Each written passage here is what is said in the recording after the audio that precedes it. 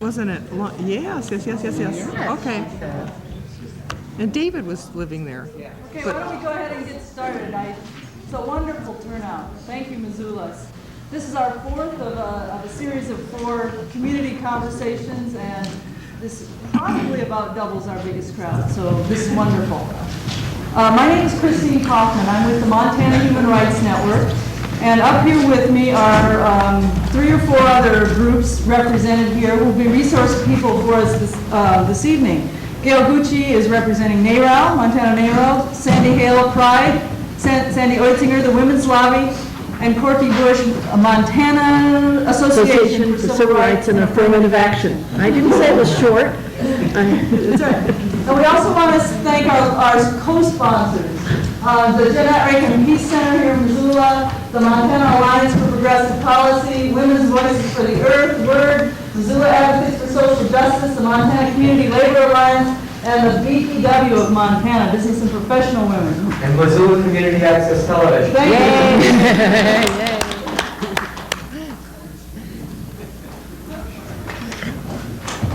So I want to just talk a little bit about why we're doing this. There are still a couple more chairs if you want to come up front, but it's up to you. You can pull those chairs up back. Some of us here are lobbyists up at the legislature. All of us are with organizations that do lobbying up at the legislature. And partly these meetings grow out of a frustration. We are up there trying to convince people of things that they will never be convinced of. It's pretty frustrating, and it feels like a kind of a waste of resources to spend our time trying to grab people in the hallways and convince them to vote somehow differently than their minds are already made up to vote. We believe that we could be more effective if we were out talking to people and listening to what people have to say and letting you know our perspective on what's going on at the legislature. And also being able to take back your perspective to the legislators up there. There's an attitude up there that really there aren't enough rights to go around. I'm talking here about very basic human rights. And if you give somebody some rights, you have to take them from somewhere, which is really not the way it works, as you all know. That everybody has basic rights, and it's really the role of government to protect those rights for anyone. For everyone, and particularly to keep the majority from trampling on the rights of the minority. We're doing this in the context of the legislature going on, but our sole purpose here is not simply to get you to make a phone call. We hope you do that. We hope you write letters, we hope you make phone calls, we hope you talk to each other, write letters to the editor, and so on.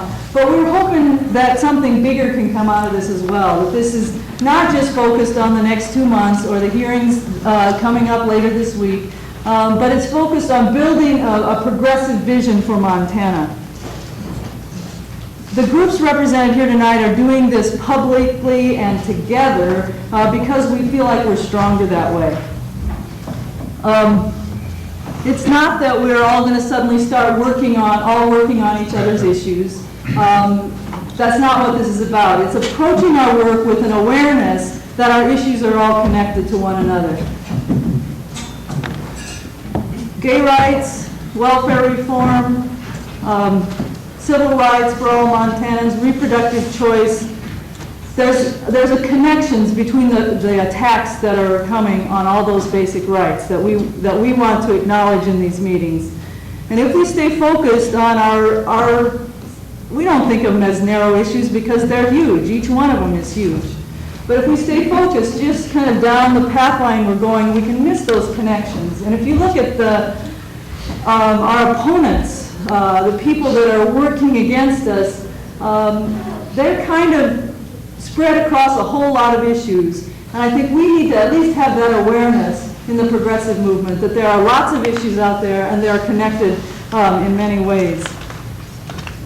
If you think of all of these progressive issues that I've mentioned, gay and lesbian rights, civil rights, reproductive choice, economic justice for women, and also think about the other kinds of progressive issues like environmental protection, public education, workers' rights, and those kinds of things. If you can imagine all those things lined up on the top of a wall, and the wall is called democracy. The right wing doesn't really have sharp shooters just trying to pick off one or maybe two of those. They've got a cannon kind of aimed at the middle of the wall, and when it goes down, we're all going to go down together. So that's the kind of connecting thinking that we want to be doing tonight. The right wing really does not have the right answers about much. And I think this presents us with our biggest opportunity, really. If you think about their definitions of family and community and morality, almost all of us are excluded. I mean, we really don't have a place in their picture. If you think about who they think ought to be making decisions about our lives, mostly it's not people like us. So that, I think, gives us a huge opportunity to try to organize all those people that are outside the definition of what the right wing has set out as you know, their definitions of family and community and so on.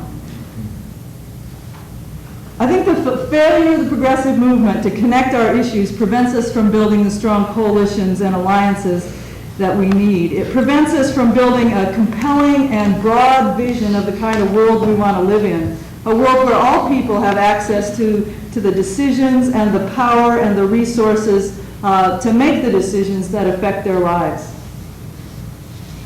Coalitions need to thrive in a time of crisis, and I think that time is now. And if we stay divided just because we think we don't have time to work on all these issues, or because of our own internalized racism or sexism or homophobia, or just because of our plain ignorance about other progressive issues and what they mean to us, we're not going to survive the crisis. If the progressive movement is going to survive, I think we have to remake democracy. I think democracies all the time are in that process of remaking themselves. And that kind of evolution is fueled by the inspirations of people who want to be included, the struggles of people who want to be included in democracy in a fuller way. I think we need to take back that language of democracy. We are a pro-democracy movement, and we are working against an anti-democratic agenda. I think also if the progressive movement is to survive, we have to reclaim the language of morality. We seem reluctant to talk about our vision of our convictions that underlie our work for social justice.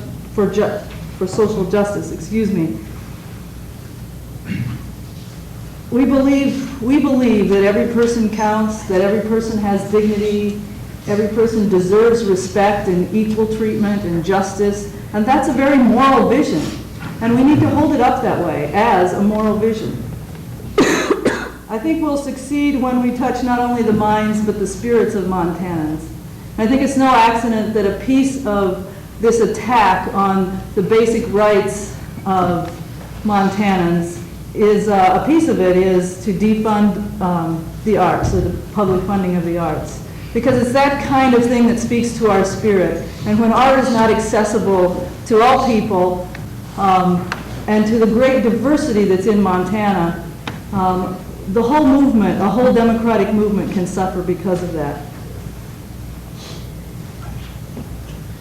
We want to recognize that there are lots of groups that aren't here that would add a lot to this discussion. The environmental movement is not really represented here, although many of us are environmentalists. The workers' rights kind of issues, labor movement, isn't exactly represented here, although many of us and many of you are concerned about those issues.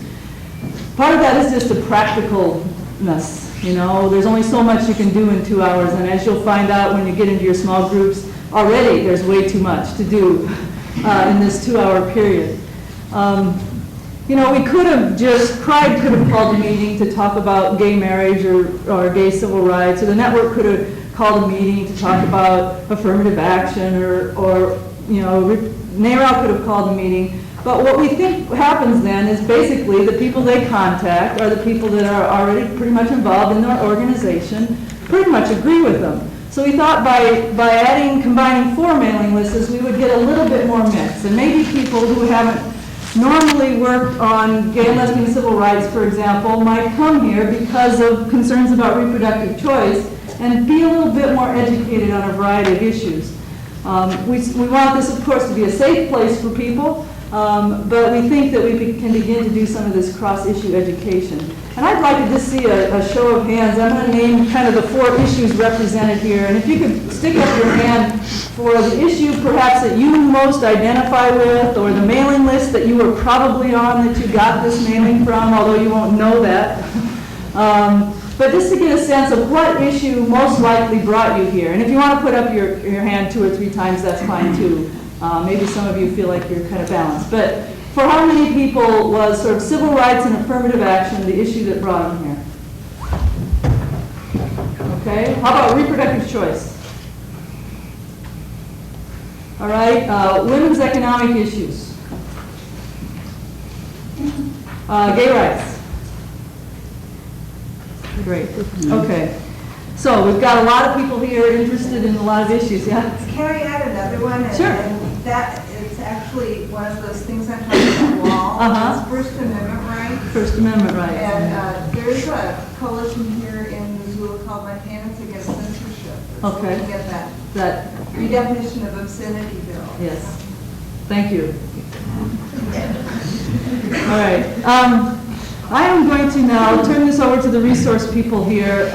They're supposed to talk for less than 10 minutes, kind of framing the important issues that they want to bring to your attention. And think of this as sort of fueling your discussions in the small groups, which will happen after 40 minutes, or hopefully a little bit less if people can be shorter. So with that, do you want to go first, Gail?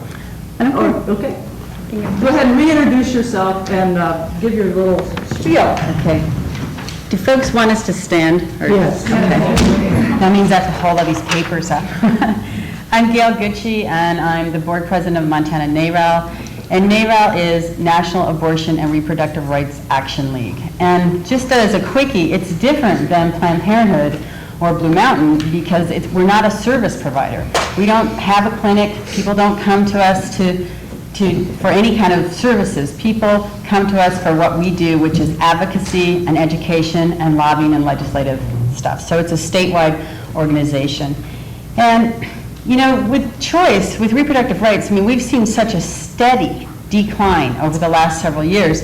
And this is going to be true of other folks in their civil rights as well. But it's kind of interesting because we've had a pro-choice president. We're now in our second cycle of a pro-choice president, and he's fairly helpless at this. He doesn't have a Congress to back him up, and we have state Congresses that are the same. They're not pro-choice. And so I would just like to give a legislative overview, and that way I know I can keep it to 8 minutes. But this 1997 Montana, boy, it does feel back there. Legislature. Things haven't changed. Yeah, things haven't changed. Is decidedly anti-choice. And we have anti-choice legislators outnumbering pro-choice legislators about 2 to 1, and in both the Senate and the House. And that's the same makeup we had 2 years ago. I don't know how many of you followed it, but 2 years ago we had 3 really ugly bills come out of that legislative session, all of which went to court and all of which have been overturned. But still, it was a devastating setback for reproductive rights.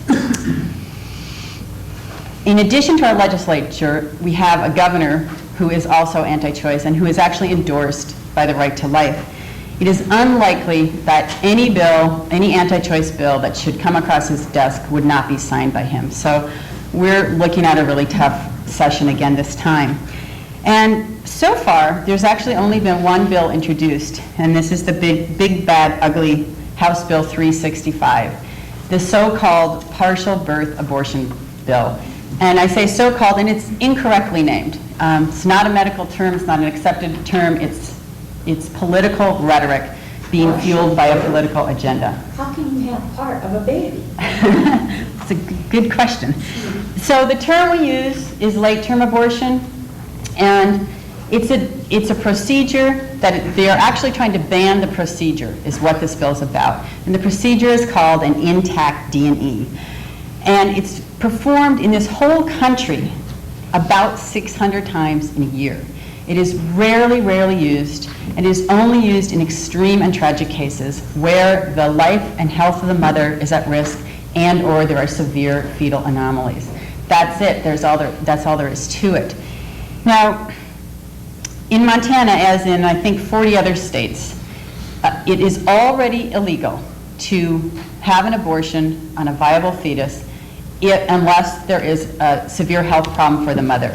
So there's already law on this. We don't need another law on this. The problem with this bill is that there's no exception for health of the mother, only death of the mother, not health, just death. We think that's a little extreme and too narrow.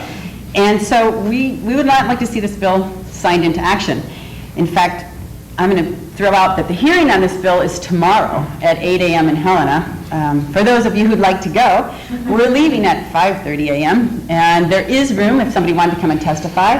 That'd be great. Talk to me afterwards. We can get you a ride. And or if you're sitting here tonight or during the course of this evening, you would like to write down a little testimony, we can hand in written testimony. So if that occurs to you, please do. A little more about this bill. Besides banning this procedure, it criminalizes this procedure, and it actually has a huge price tag for medical providers, doctors, who are the only folks who can administer this procedure. It's a huge fine, I think $50,000, and is it up to 10 years? Up to 10 years in prison. So it makes abortion a criminal act, and it preys on the tragic situations of women and families who find themselves in this position. And like I said, we're talking 600 in the whole country last year. This is not common procedure. But when a pregnancy goes desperately awry, this is the most often used procedure. It's safe, it's medically approved, it's safer for the woman, and we don't believe that this legislature has any business legislating medical procedures of any sort, not this one or any other one. There's no precedence for this, and they don't have the expertise. I'm not sure, but we were trying to count if there were any doctors in the legislature. I don't think there are, but if there are, there's not many. This is way out of their jurisdiction. This is a decision, extremely private, painful decision to be made by the woman and her healthcare provider. We just think that Montana families and women deserve much better, and they deserve the best, most compassionate health care they can get. And this is often the case with this procedure, that it is the best procedure in this particular instance. There's two other, we can talk about this more and I can take questions, but there's two other bills I want to go over really quickly that have not been introduced but may be introduced.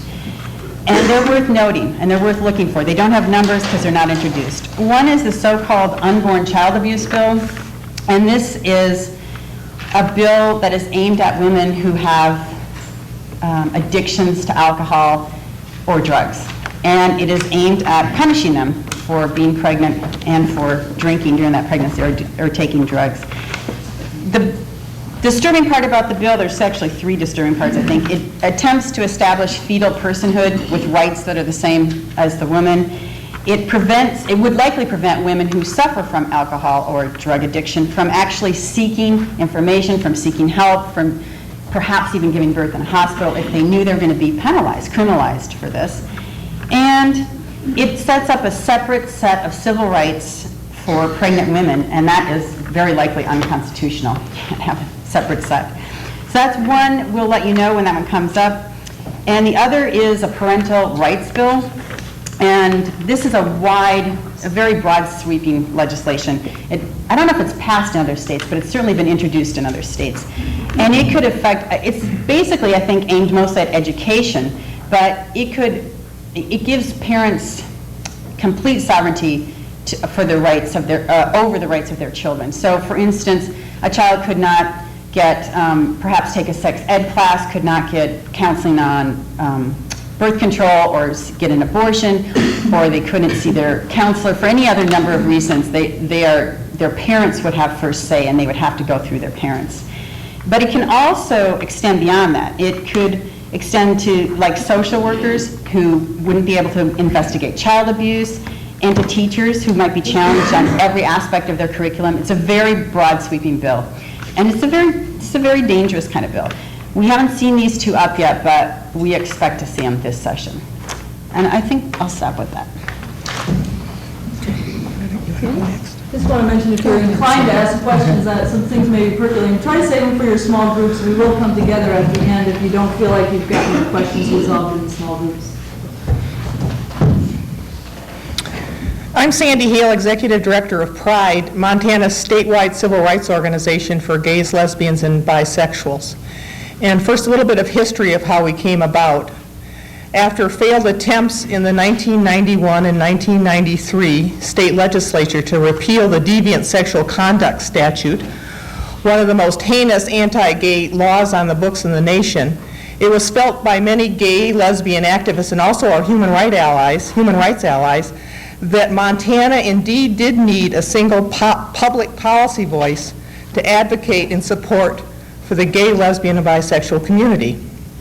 So in May of 1993, our first founding board gathered, and a year later, in March of 1994, they hired moi as their first full-time paid staff person. And some of you know the rest of the story. So we've been in existence for almost 4 years, and some of us didn't think we'd last that long, but here we are, stronger and more visible and prouder than ever. However, we still have a long ways to go.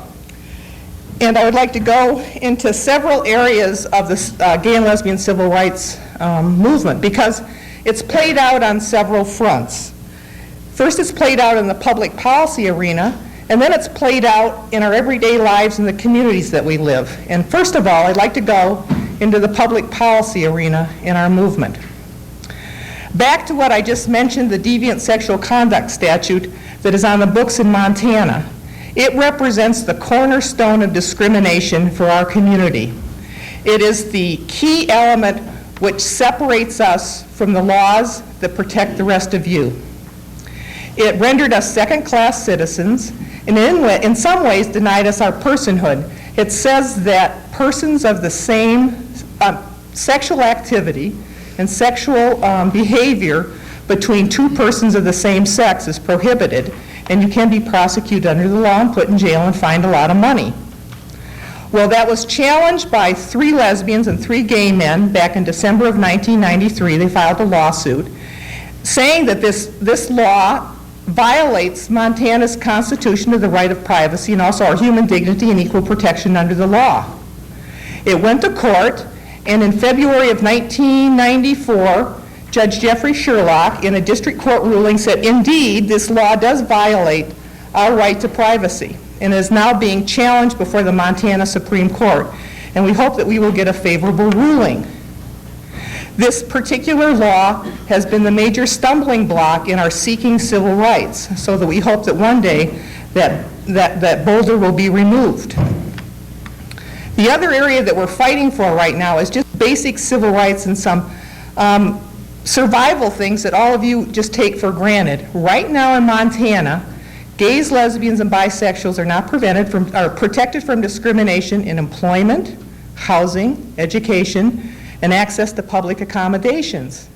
A lot of you don't realize that. You think we're protected. A lot of gays, lesbians, and bisexuals don't realize that. They think they're protected, unless, of course, you're one of the people who's lost their job after you've come out.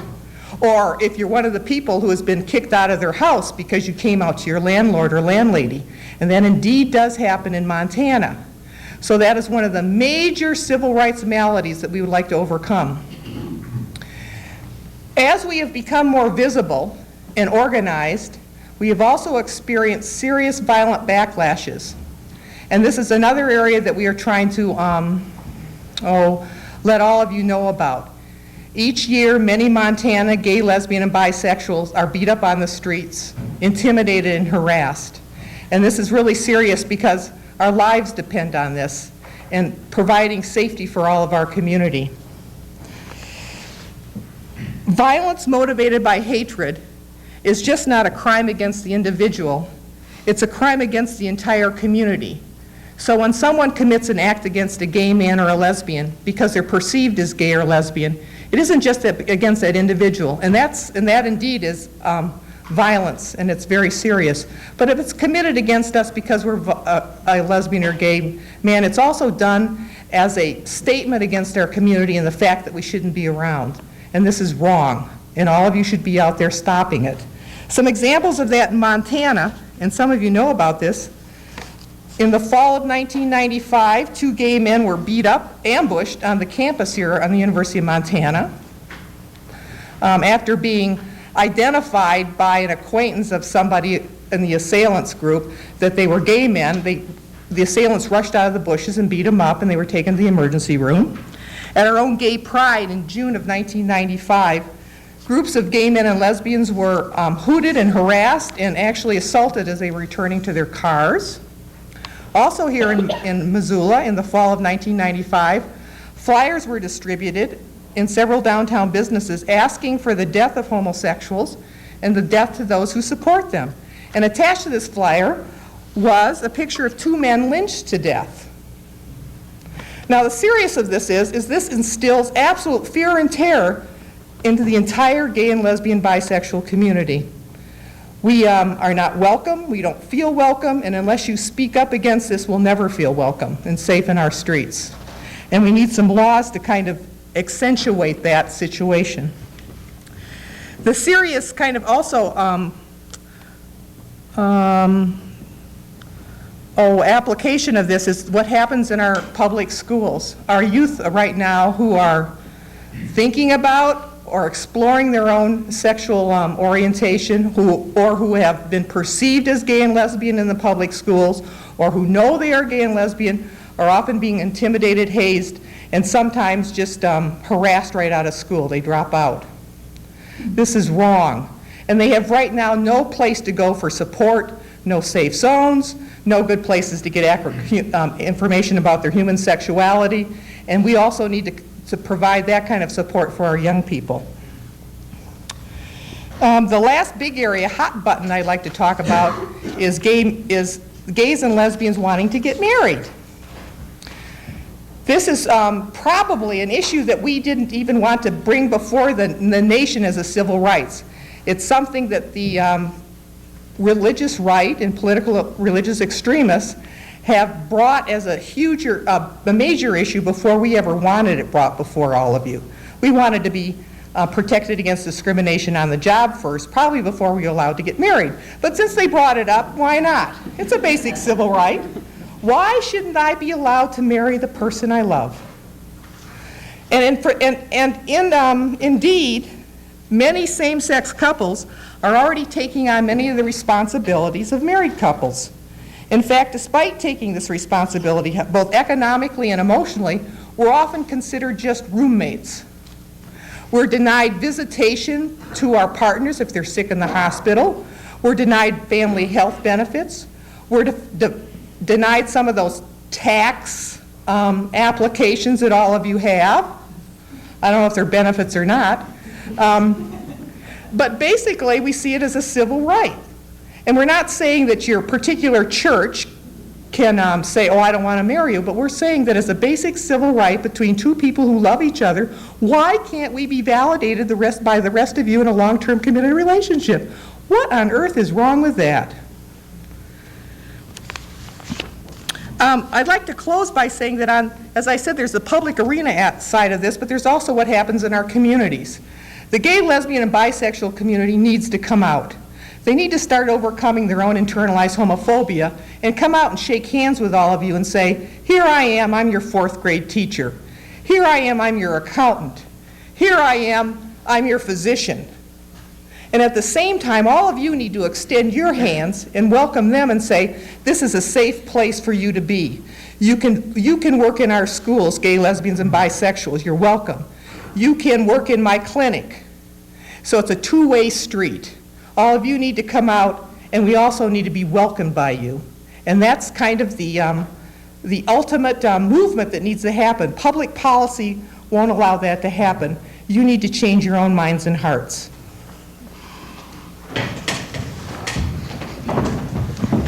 Hi, I'm Sandy Oitzinger. I'm with the Montana Women's Lobby, and I'm going to visit with you tonight about women's economic justice, and more specifically about punitive welfare reform. And I wanted to recognize Raquel Castellanos in the audience, who is with Working for Economic Equality and Liberation, which is an elegant name, and she's going to help me out if I get into any difficulty up here. So to start, I want to ask you, how many of you have ever been in a grocery checkout line where food stamps were being used?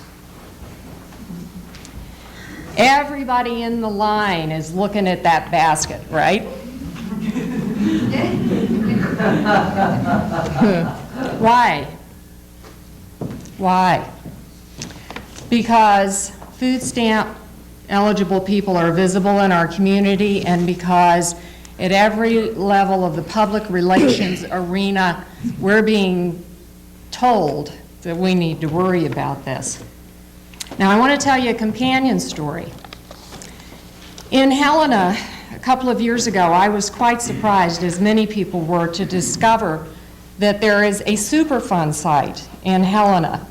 It's near a ball field, near a railroad track. And in fact, upon the discovery of that site, a railroad, which would have been very likely to end up paying for the cleanup of that Superfund site under existing Superfund law, came forward and volunteered to clean it up. And this was a big community to do, and we had reporters and health department officials and the little town meeting, and you know, the railroad lawyer was polishing his lapels, and you know, we were all recognizing what wonderful neighbors and corporate citizens we had with us.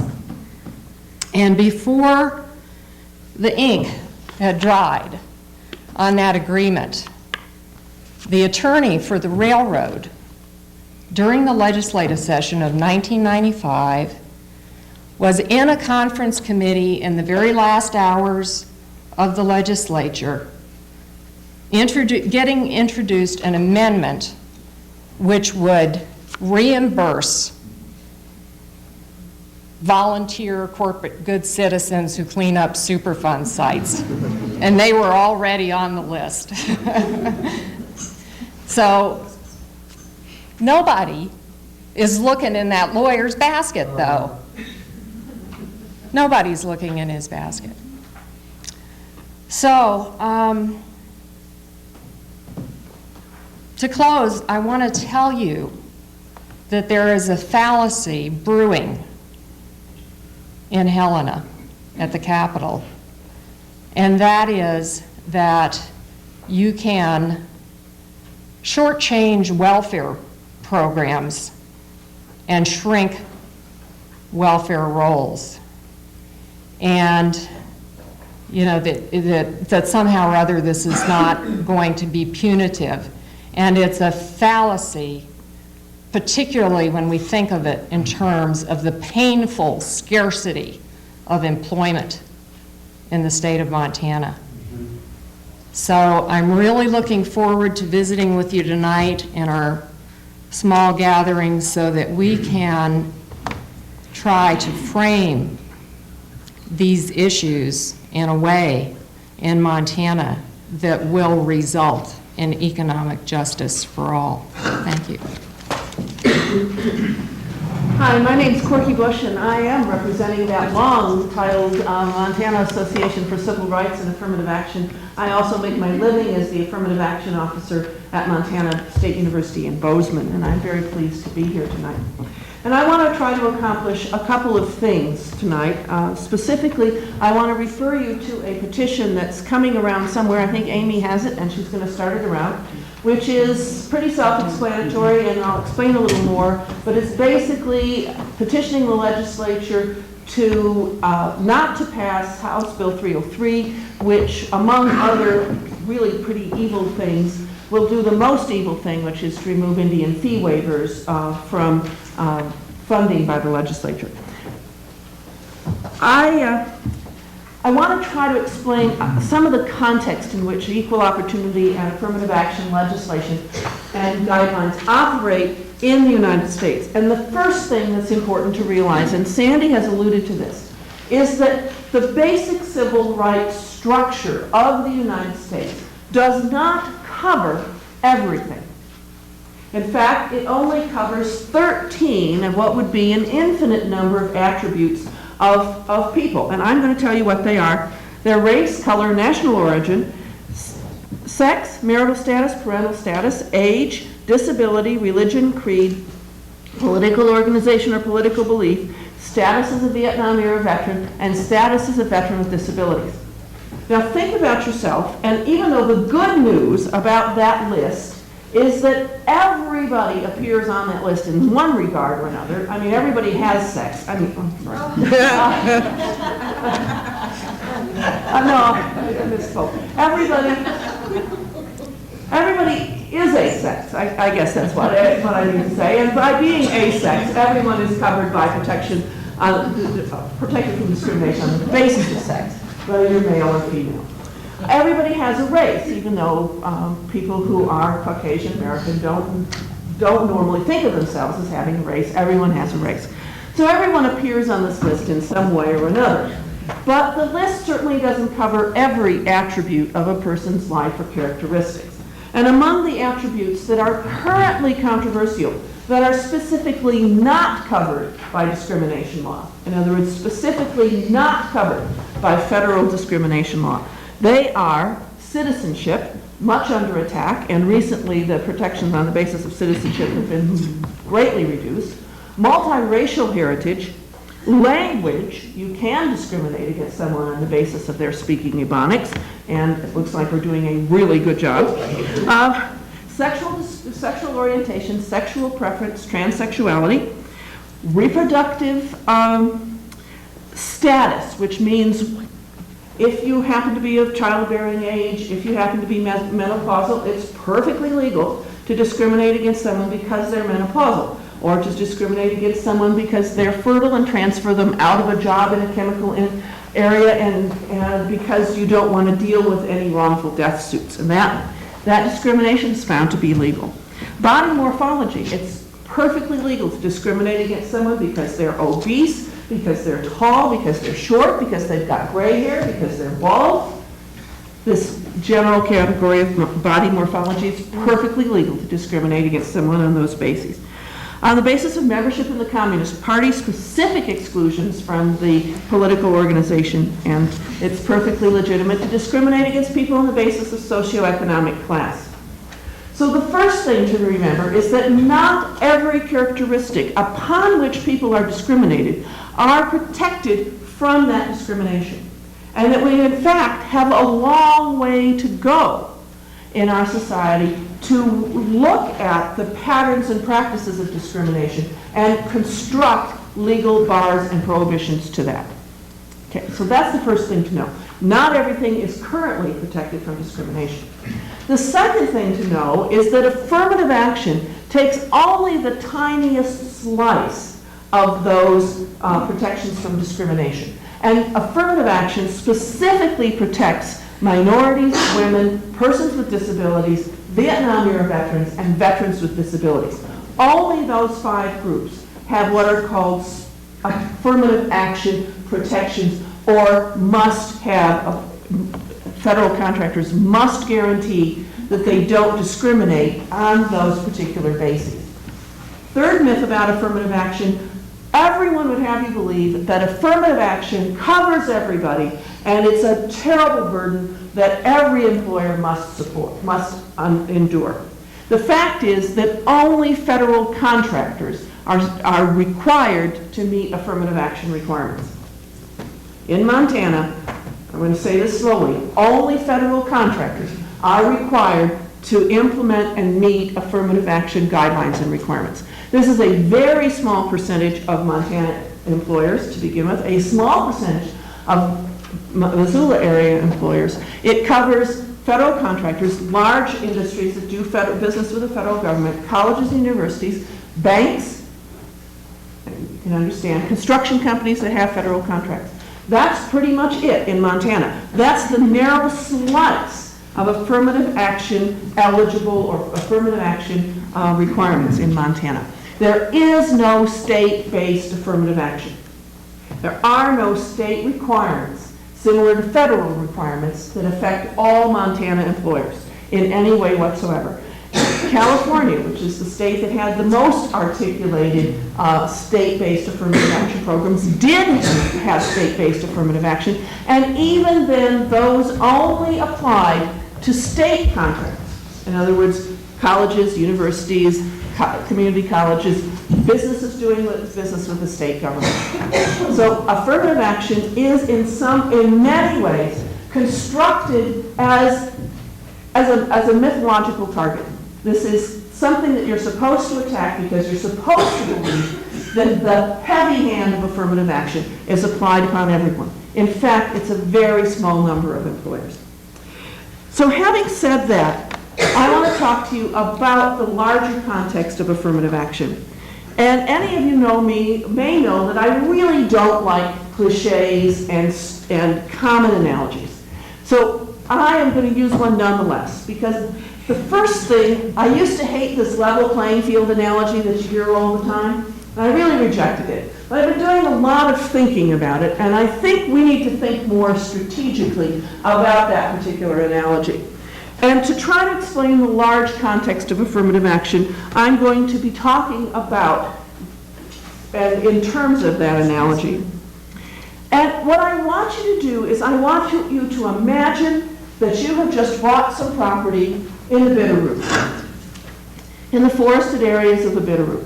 Unfortunately, when you saw the advertisement that the realtors put in the paper for this large piece of property, it was a wonderful sounding ad.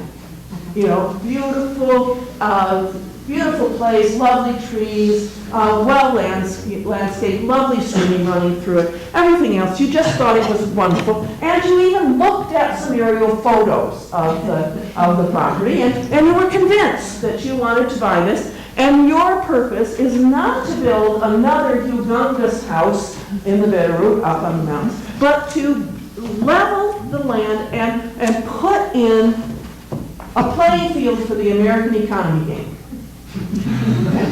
You're decided that the NBA can go, hey, you want to play the American economy game on your property. Well, finally snow melt comes in September or October, and so you finally get on your property. You get on your property and you start walking it out, and guess what? You tumble into a pit. And you look around, and there are all kinds of pits and ditches and depressions on this property that are, some are big and some are narrow, some are deep and some are shallow, but the whole property is covered over with pits. And there are mounds everywhere. There are mounds, pits and mounds, and you're going, my heavens, how am I going to play the American economy game on this playing field? And so you complain to the real estate agent who says, well, it's perfectly beautiful, This property has actually been, 350 years in the making, and we think it's absolutely lovely property, and you're really, really fortunate to own it. So you say, oh, well, okay, and the real estate agent goes away and you decide, well, it's still not a level enough playing field to play the American economy game on. So I'm going to call in some contractors and see what they can do for me. So you dial up a contractor, and the contractor comes, walks out the property with you and says, my gosh, this is beautiful property. What nice level property, what beautiful vistas. This is terrific property. The only problem I see with this property is the problem of that nasty erosion, wind and water. I can see it's dribbling some of the land from the mounds into the pits. And so to help you, I'm going to construct a giant tent over your property, and we're going to put flashing lights on it and say, home of the American economy game, levelest playing field in the world, y'all come. And this will be great property because we'll prevent the erosion that's sort of creating a little problem in the bottom of these pits. Well, you take one look at this contractor and you think, this person is really kind of out there. I don't understand. So you say you'll call him, not to call you, and you call the second contractor. Second contractor comes on your property and says, you have kind of a pit problem here. And you say, oh, thank heaven somebody realizes there's a problem with the pits on this property. You say, oh, gee, please do something about it. What do you think you can do? And he says, well, you know, I think this problem's going to take care of itself. We'll just make sure we stop digging pits. Right? If we stop digging the pits, then eventually erosion, you can see little pockets of deposition here. Eventually, if we stop digging pits, the erosion, the wind, and the water will fill in these pits, and you'll be able to play the American economy game on a wonderfully level playing field. You think, okay, well, that's certainly better than building a tent, but maybe it's not going to accomplish the purpose. I kind of wanted to play the American economy game in the lifetime of my great-grandchildren. And at the given rates of deposition and erosion in the Bitterroot Valley, it's probably going to take another 350 years. So you dismiss that contractor and you call somebody else. The third contractor comes on the property and says, you have a little bit of a pit problem here, don't you? You think, yeah. And he says, I've got just the thing. I got some Army surplus soup ladles.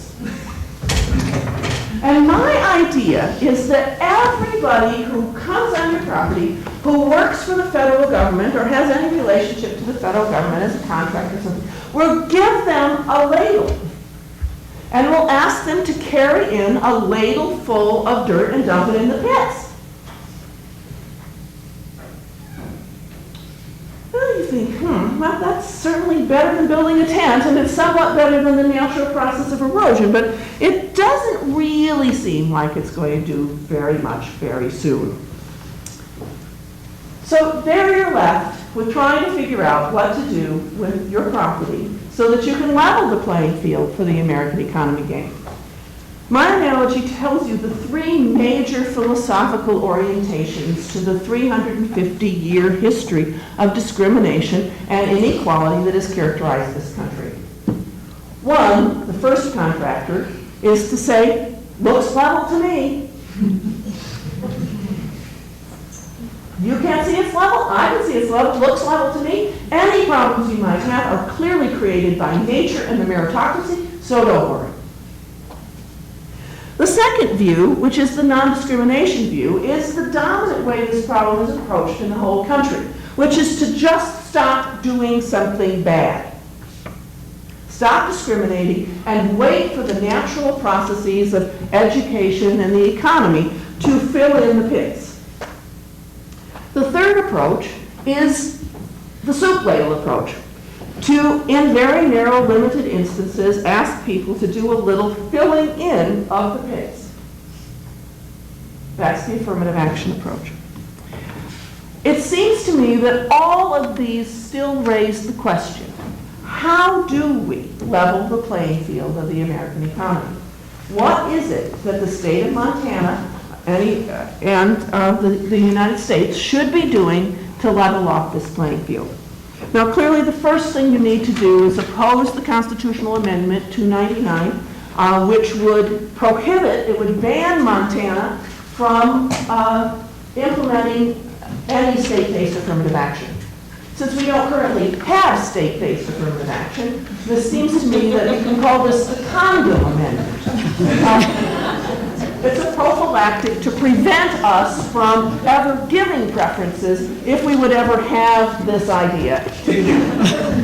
And you know, we're going to send a message, I don't know whom, a message to the future that, you know, even though Montana has steadfastly resisted handing out any soup ladles till now, we're going to continue to resist handing out soup ladles.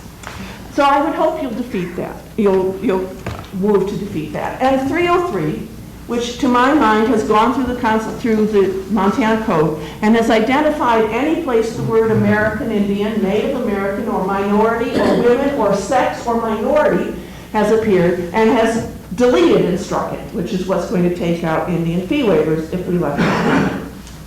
But while you do that, I want you to think about this larger question, which is what does a state, what is our responsibility as individuals to eliminate the negative, pernicious, and lasting effects of discrimination in our society? Thank you.